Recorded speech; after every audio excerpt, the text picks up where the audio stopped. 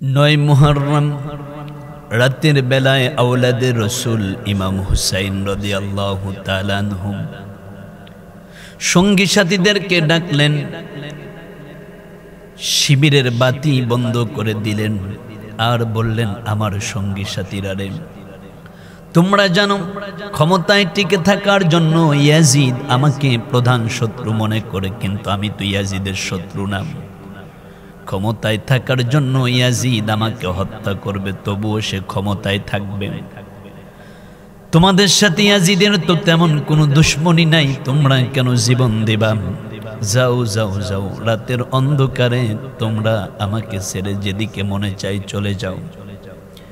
মায়ের সন্তান মায়ের কোলে ফিরে যাও। আগামীকালকে আমাদের জন্য সূর্য উঠবে কিনা জানি না, আগামীকাল কতক্ষণ বাঁচবো তাও জানি না। তোমরা কেনই বা জীবন দেবা?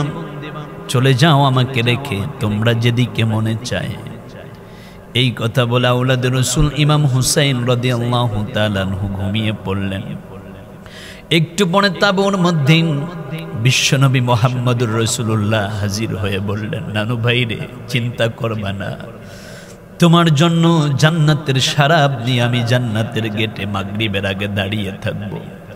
আগামীকাল তোমার সাথে আমার দেখা হবে জান্নাতে। আল্লাহর নবী চলে গেলেন। শেরে খুদা হযরত আলী কাররামাল্লাহু ওয়াজহু এসে বললেন, হুসাইন রে, তুই আমার বড্ড বেশি আদরের, খবরদার খবরদার, বাতিলের কাছে মাথা নত করবা না, জীবন দিবা, ঈমান দেবা না, রাজতন্ত্রের কাছে নিজেকে সুপর্দ করবা না, তোমার নানার খেলাফত প্রতিষ্ঠা করার জন্য প্রয়োজনে জীবন দিয়ে দেবা, কিন্তু ইয়াজিদ বাহিনীর কাছে মাথা নত করবা না। তুই তো বীরের সন্তান, বীর যোদ্ধা। এই কথা বলে হযরত আলী কাররামাল্লাহু ওয়াজহু চলে গেলেন। একটু পরে জনম দুঃখী মা আওলাকে সে বাউলা বেশে পাগলের মতো এসে সন্তান হুসাইনকে বুকের সাথে জড়াইয়া কপালের মধ্যে চুমা দেয়, গালের মধ্যে চুমা দেয়। হুসাইন রে, ওরা তোমাকে বাঁচতে দেবে না, তোমার সঙ্গী সাথীদেরকেও হত্যা করবে, খবরদার বিচলিত হবে না। ওয়ালা তাখাফি ওয়ালা তাহজানি, হুসাইন চিন্তিত হবে না, ভয়ও পাবে না, আমি মা তোমার জন্য জান্নাতের গেটে দাঁড়ায়া থাকবো, তোমার সাথে আমার দেখা হবে জান্নাতে।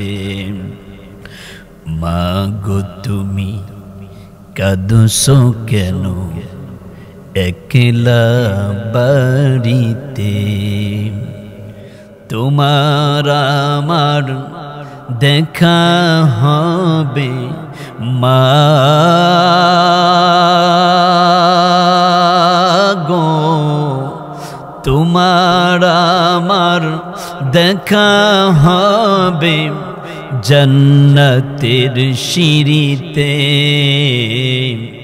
মা গো তুমি কাঁদছো কেন একলা বাড়িতে, তুমি তো মা শিখিয়েছিলে শহীদরা মরে না, তাই হয়েছি শহীদ মাগো, অভিমান করো না। মাগো তুমি কাঁদছো কেন একলা বাড়িতে, তোমার আমার দেখা হবে মা গো, তোমার আমার দেখা হবে জান্নাতের সিঁড়িতে। জনম দুঃখী মা স্বপ্নের ঘর থেকে বিদায় নিলেন। আওলাদে রসুল জেগে উঠলেন মা মা বলে। সঙ্গী সাথীরা ডেকে বলল, আওলাদে রসুল ইমাম হুসাইন গো, আপনি মা পাইলেন কোথায়, বাবা পাইলেন কোথায়, নানা পাইলেন কোথায়? আওলাদে রসুল ডেকে বলল, আমি ঘুমিয়ে পড়েছিলাম, স্বপ্নের ঘরে আমার নানা বিশ্বনবী, আমার বাবা, আমার মা হাজির হয়ে গিয়েছিলেন। ইমাম শিবির থেকে জান্নাতের ফ্লেভার ভেসে উঠল, জান্নাতের সুগন্ধি চারিদিকে মৌ মৌ করল। হাবিব বিন মুজাহির আহারে অপরদিকে তার দলীয় অনেক লোকজন ফজরের আগ মুহূর্তে আওলাদে রসুল ইমাম হুসাইন রাদিয়াল্লাহু তাআলা আনহুর কাছে হুর বিন জিয়াদ সহ আওলাদে রসুলের কাছে এসে বায়াত নিলেন, জনমের মতো ইয়াজিদের দল ত্যাগ করলেন। আওলাদে রসুল ইমাম হুসাইন জিজ্ঞাসা করল, সঙ্গী সাথীরা রে, তোমরা কেউ চলে গেলে না কেন? ওই দিন সঙ্গী সাথীরা ডেকে বলেছিল, ওগো আওলাদে রসুল, আজকে যদি আপনাকে ছেড়ে চলে যাই, আগামীকালকে ময়দানে মেহশারে আপনার নানার সামনে কেমন করে দাঁড়াবো, আল্লাহর সামনে কেমন করে দাঁড়াবো, আপনার সামনে কেমন করে দাঁড়াবো।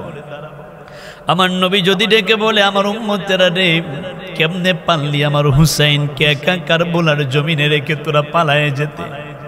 কারণ আল্লাহর নবীর মোবারক জবান থেকে শুনেছি, মান তাশাব্বাহা বিকওমিন ফাহুয়া মিনহুম, যার সাথে যার মহব্বত তার সাথে তার কিয়ামত।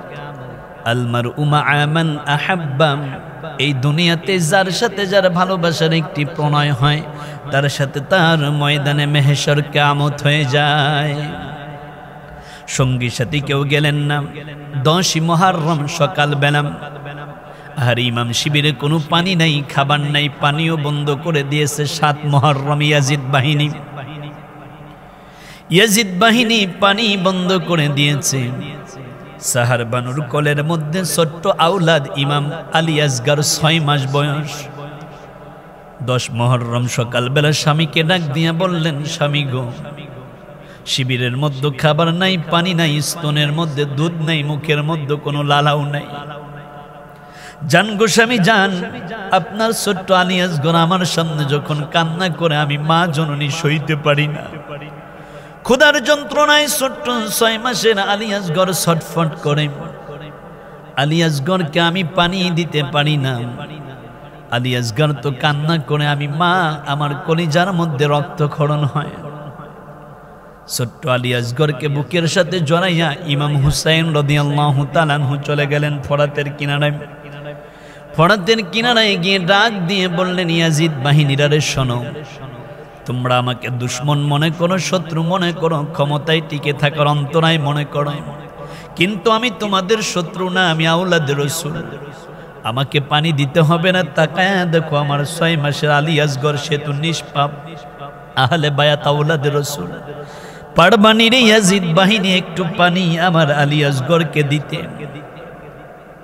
ওই দিন ওরা আলী আসগর কেউ পানি দেয় নাই। হারমালান টার্গেট করে 3 নিক্ষেপ করলেন। তীর এসে ছোট্ট আলী আসগরের বক্ষ বিদীর্ণ হয়ে ফিনকি মেরে রক্ত কেন জানি মনে হয় আল্লাহর আরশ আজিমের দিকে উঠে যাচ্ছিল। ছোট্ট সন্তানের রক্ত ব্লিডিং শুরু হয়ে গেল, বাবার কোল রঞ্জিত হয়ে যাচ্ছে। আওলাদে রাসূল ইমাম হুসাইন চোখের পানি ছেড়ে দিয়ে দিয়ে কান্দে আর বলে, ইয়াজিদ বাহিনীরা রে, তোরা ছোট্ট 6 মাসের আলী আসগরকে পর্যন্ত ছাড় দিলি না। পাগলের মতো একটা দৌড় দিয়ে ইমাম শিবিরে গিয়ে আওলাদে রসুল ডাক দেয়, সাহার বানুরে, কই তুমি, কই আসো।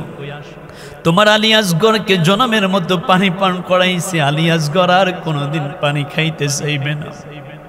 সাহার বানু সন্তানকে বুকের মধ্যে নিয়ে আল্লাহর আরশে আজিমের দিকে আলী আসগরকে তুলে ধরে বলে, আল্লাহ তোমার কাছে বিচার দিলাম, ওরা আমার নিষ্পাপ 6 মাসের আলী আসগরকেও বাঁচতে দিল না, পানি দিল না। চোখের পানি ছেড়ে দিয়ে দিয়ে আওলাদে রাসূল ইমাম হুসাইন কান্দে, সাহার বানু কান্দে।